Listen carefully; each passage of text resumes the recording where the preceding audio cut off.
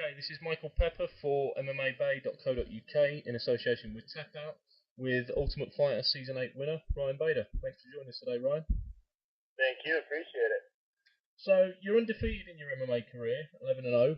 What do you put that largely down to? Just building, getting better in every fight. I think my wrestling base has allowed me to, keep my undefeated record going, and has allowed me a lot of, the ability to learn as I go. Because I can always fall back on my wrestling, even though if my other skills aren't all the way up to par, I can always fall back on that. So that's helped out a lot to enable me to work on my striking and my jiu-jitsu while I'm going. And I feel I'm getting better each time out. So I feel good, and every time I come out to fight, you'll see a better version of myself. Okay, a lot of people say that an undefeated record puts a lot of pressure on fighters. People were saying that of John Jones before his disqualification loss to Matt Hamill. How do you find you're handling the undefeated record? It doesn't really put any more pressure on me than I already put on myself. I go out there every fight, put in a good training camp. There's already a lot of pressure on myself, and there's pressure on me from wanting to fight to my ability, pressure on putting in a good training camp, pressure from from my coaches, and wanting to go out there and just fight well. So obviously get to win. So every fight I go out there, I look to win.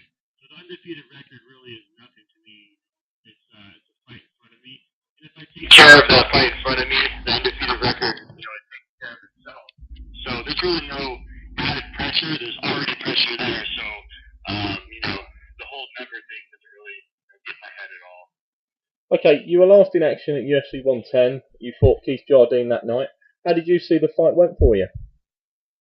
It went pretty good. Looking back, there's definitely stuff that I need to work on and I have been working on, and I've been working on my boxing a lot and kickboxing, making it a lot crisper and tighter and more technical. That was just a great fight to get in there with a guy of Jardine's caliber and stature and his unorthodox striking. Just to be in a fight like that was great for me. I think it's just great for one thing, experience, knowing that I can fight those top level guys and move on from there. But the fight went well. I ended up catching him in the third, and I got back in the gym. And I had to get surgery on my knuckle, so I was out a little bit. But I was right in there working on my left the whole time, which is good too, because I really developed that, my hook and my jab. So now I'm full force of sparring, and I'm in training camp right now. So everything's going really well. Okay, like I say, you won Season 8 of The Ultimate Fighter. You were part of Team Nogueira. How does it feel going up against Antonio Rodrigo's brother, Rogerio Nogueira, at UFC 119? I respect the Nogueiras.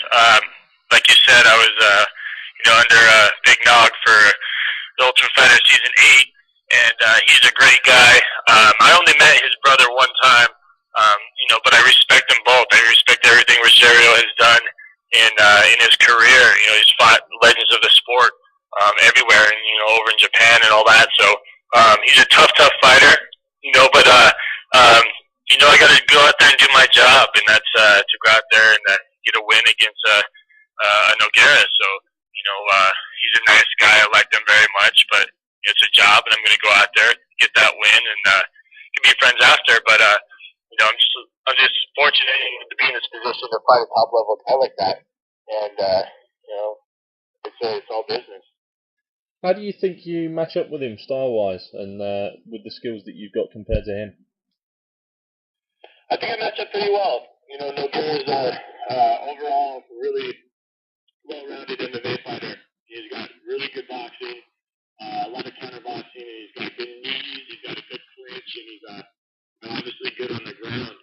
I think his wrestling is a little weak, but other than that, he's very, very well-rounded. But I think with my power in my hands and my wrestling ability, I come in with a good game plan. I can definitely keep the fight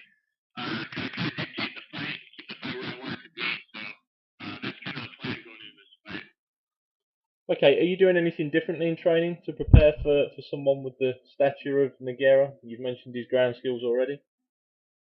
Yeah, I'm working a lot on the ground. I'm working at submission defense and just my overall jiu-jitsu. I've been working with the gi a little bit. I'll tone that down a little bit, in the next couple weeks. But I've been working with the gi. I've been working with a black belt as far as my everyday training partner. Really good on the ground. Is good in half guard and half guard sweeps, and so we do a lot of live sparring. And it's great to have him around. Um, and I'm working a lot on my boxing, and boxing southpaw. So I put a lot of Muay Thai training into my camp this time. It's really helped my kicks. It's really helped my just my footwork and and fighting a southpaw. We're coming up with different combinations and what to look out for. And we've always sparred hard, and so that's one thing I think we have the advantage over other camps is we go in there and we bang hard 3 times a week. We don't hold any punches. We're all very competitive. We got a bunch of guys in the UFC, so we're not really willing to give an inch. So it gets heated in there, but I think that's what you need, and I think that is what separates us from a lot of camps. Okay, I'm sure you're taking particular notice of Nogueira's last fight against Jason Brills. I think it was at UFC 114. Is there anything that you see in that fight that you think you can exploit? Yeah, just like I was saying, his wrestling's a little weak, and that's what I think I can exploit. His last fight, he didn't look very stellar, but I think he's a little embarrassed. I think he's gonna be looking to come in and make a statement. Regarding his last fight, he's gonna come in, and he was a little embarrassed, I think, and he's gonna come in hard. But I definitely saw some weaknesses with if you scramble with him and kind of gets him tired a little bit, and just his overall wrestling, I think needs some work. So that's something I can definitely exploit. Where do you think a win over someone like Nogueira will put you in the division? I think it'll put me right up there.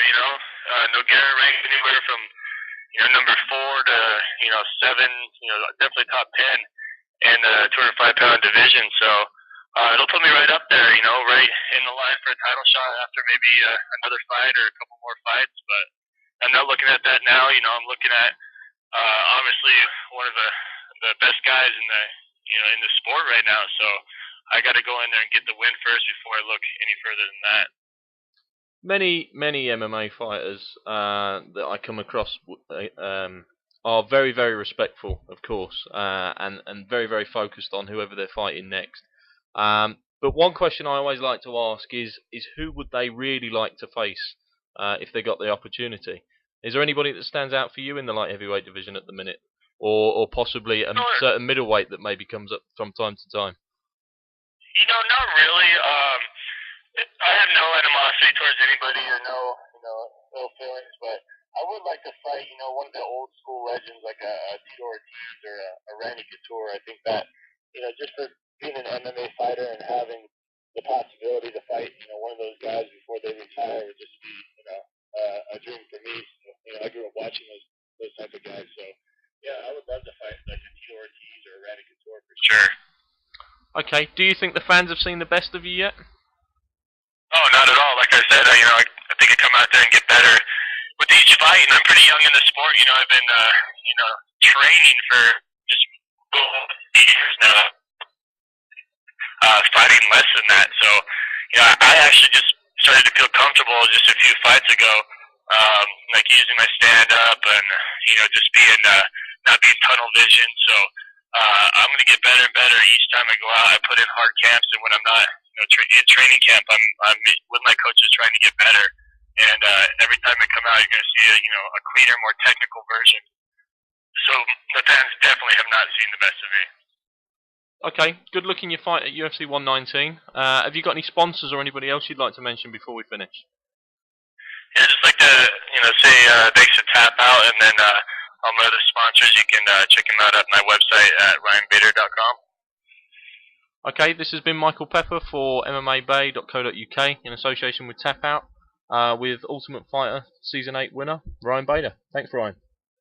Thank you.